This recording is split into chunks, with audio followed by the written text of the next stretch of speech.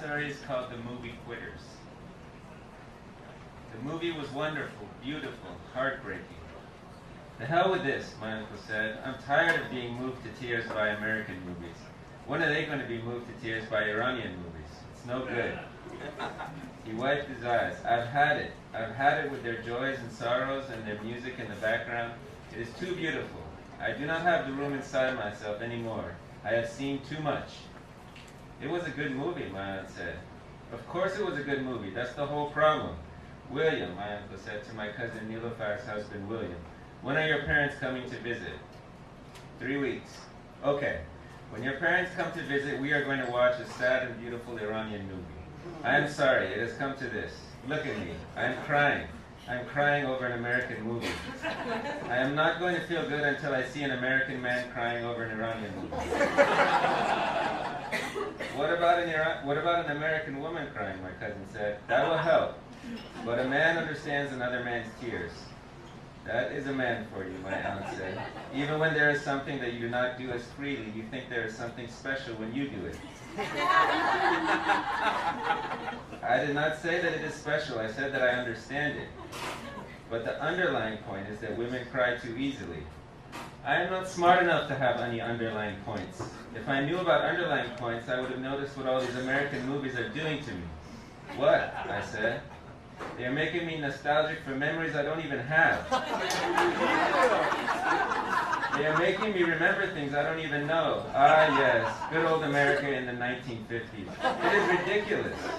What the hell do I know about America in the 1950s?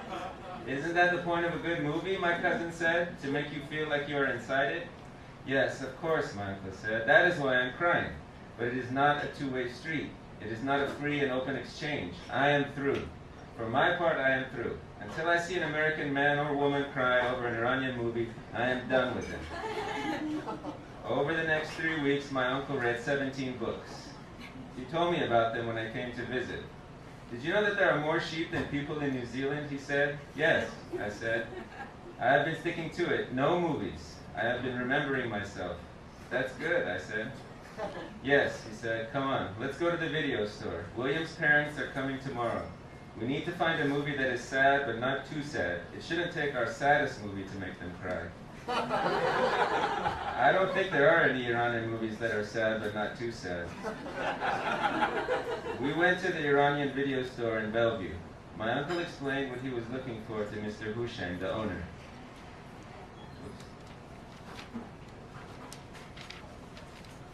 All movies are sad, Mr. Hushain said. American or Iranian. Do you know why? No, we said, because when we watch them, we see how hard we have been trying. Look at them. Look at how hard they have to work to make a movie. Look at how many people it takes. What is all that work for? It is to try to be us. Good God, we have been working hard. He gave us a movie that he said was sad, but not because of anybody young or beautiful dying. I think he is a wise man, I said when we left. Yes, my uncle said. I was not prepared for that much wisdom. Maybe I have been thinking about this all wrong. I have been thinking of how much I have been giving of myself to American movies. I have not been thinking of what American movies have been giving me. My uncle was quiet for a while. All right, he said, but is it a lot to ask for a two-way street? Is it a lot to say that I would like to see an American man cry as I have cried? No, I said, or a woman. Or a woman, my uncle said.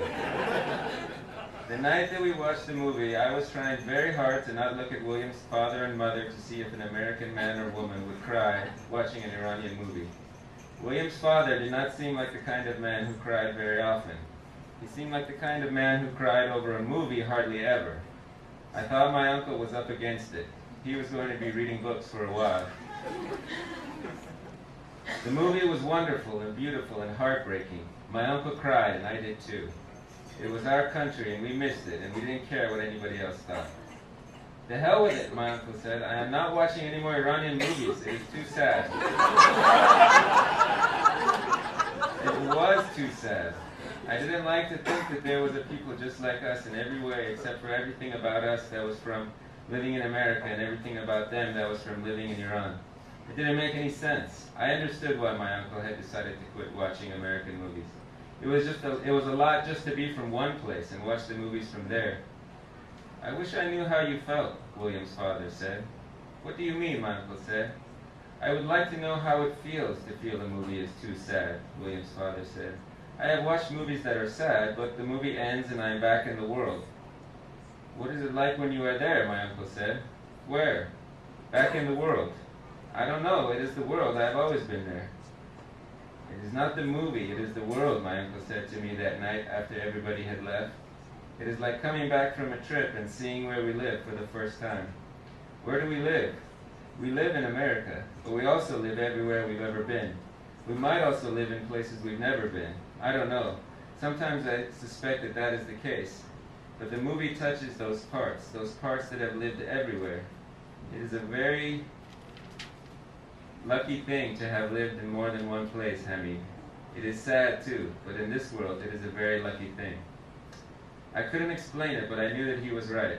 I thought that maybe I should give up movies too, if it meant understanding things like that.